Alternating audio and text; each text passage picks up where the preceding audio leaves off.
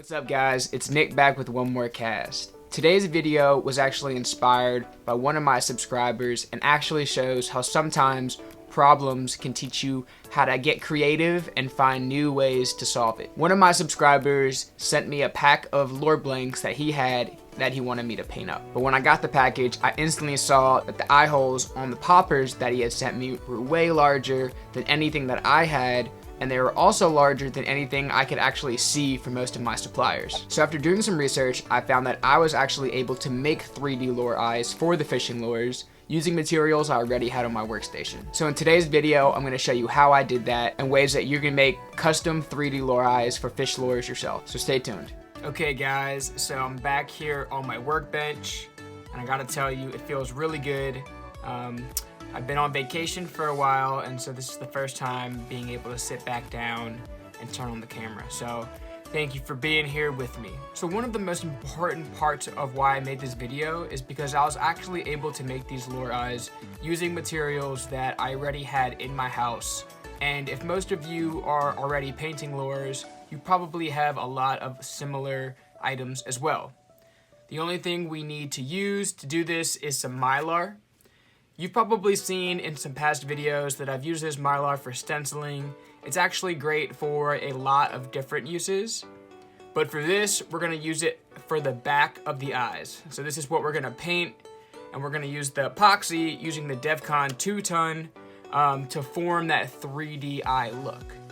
Now, realistically, we would probably want 5-minute epoxy for this. It would have a quicker curing time, and it would just be a little bit easier for this kind of project because it wouldn't run as much. But I found that the 30-minute, which is the 2-ton, it also works. You just have to be a little bit more careful. On top of that, what you need is a hole punch. I find that this hole punch actually produces eyes at roughly 6 millimeters, which to me are one of the most common sized eyes that I use in my blanks. And so that's really cool. You just need some masking tape, and we're gonna use the masking tape on a piece of cardboard, but we're gonna put it upside down, sticky face up. So once we poke the holes out of the Mylar, we're gonna put the little 6 millimeter slits on that tape, and it'll hold it nice and steady in place. You obviously need an airbrush gun, or any way to paint this. You could use spray paint. You could really do whatever you'd like to. That's gonna give you the color of the pupil on the eye. And last but not least, you just need one little cotton swab.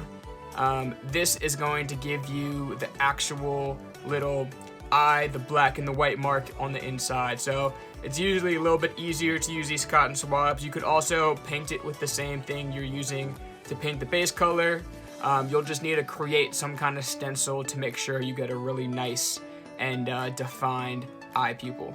So with that, I'll walk you through the process and we'll create some eyes. So I'm gonna create 2 sets of eyes, so 4 eyes all together. Using this hole punch, we're gonna create 4 6 millimeter eyes. This hole punch does a pretty good job piercing through the Mylar, but I found it's best to punch and then turn and punch, and then just really turn the Mylar to get a really clean and even cut so you don't have any jagged edges.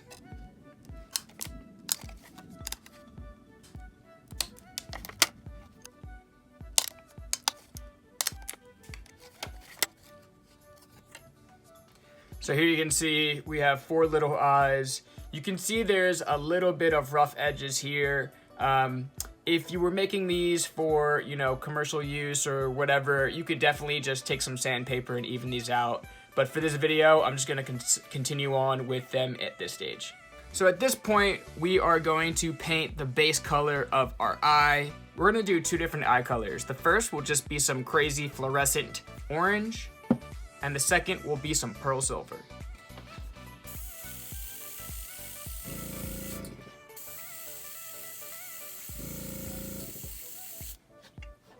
Now, just like spraying baits, you're gonna wanna spray a coat, dry it, spray another coat, dry it, just to get a really nice even coat on top that's completely solid with the color that you like.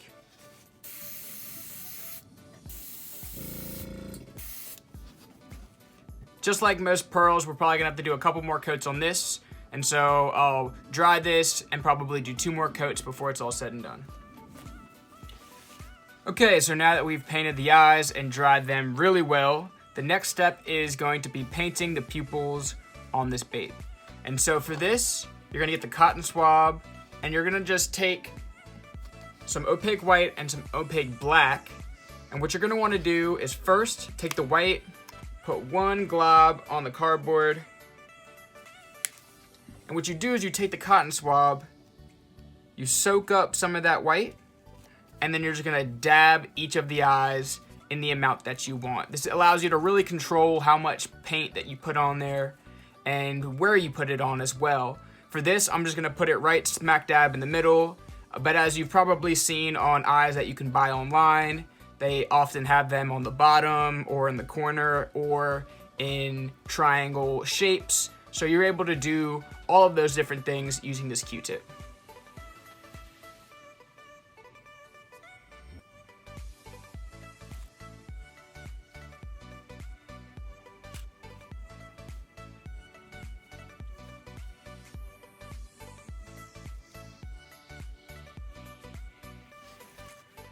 We're gonna go dry out that white and we're gonna just continue on to do it with the black. So the same way we did it with the white, we're gonna just take the opaque black, put a little dab on the cardboard, take the Q-tip, but just turn it around to the other side. And now we're just gonna put a little black dot in the middle of that white dot.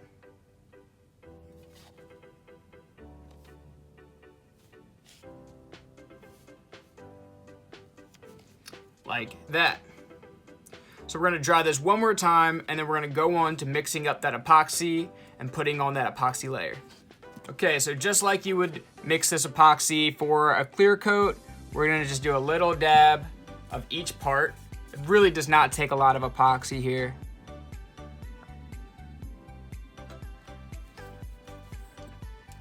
Mix that up well, just like you normally would.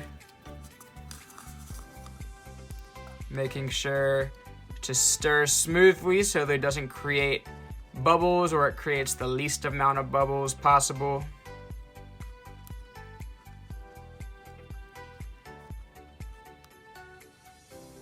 Okay, so once you have your epoxy mixed up, what you're gonna wanna do is you're gonna wanna just take a little glob of the epoxy and you're gonna wanna set it right smack dab in the middle of one of your eyes, making sure not to let it run over itself, and it should settle down to the edges of that mylar, but not overrun itself.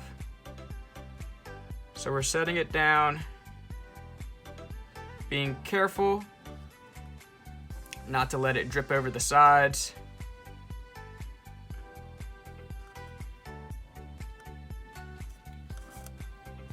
Until we have the epoxy on each of the eyes. And now we're just gonna wait. With the 30-minute epoxy, it will take a couple hours until the epoxy is hard enough to take them on and put them onto the baits. And you may see that there's some bubbles like I have here, but I'll show you in the middle of the process how to remove some of those bubbles using a flame. So that should really help you clear up the eyes before they are completely dry, so that you can, really make them look as best as possible. Okay, so one way to clear up the epoxy after it's hardened a little bit is to use a flame and then just to put the flame near the epoxy, and you'll actually see the bubbles start to just expand out. But you want to be careful, especially using 30-minute. By heating up the epoxy, it becomes a little bit more viscous and it can tend to run. For the 2 orange ones, I actually allowed it to run off a little bit so I could get them a little bit more flat, because I didn't want them as concave as the silver. So I can show you 2 different profiles that we can make these eyes. Okay guys, so we have waited enough for these eyes to fully dry and you can see their results. So these silver eyes, you can see they're very concave, very bubbly. They do have a little bit more air bubbles than the others. Again, if you are really careful with that lighter, you can pretty much get these to be glass clear.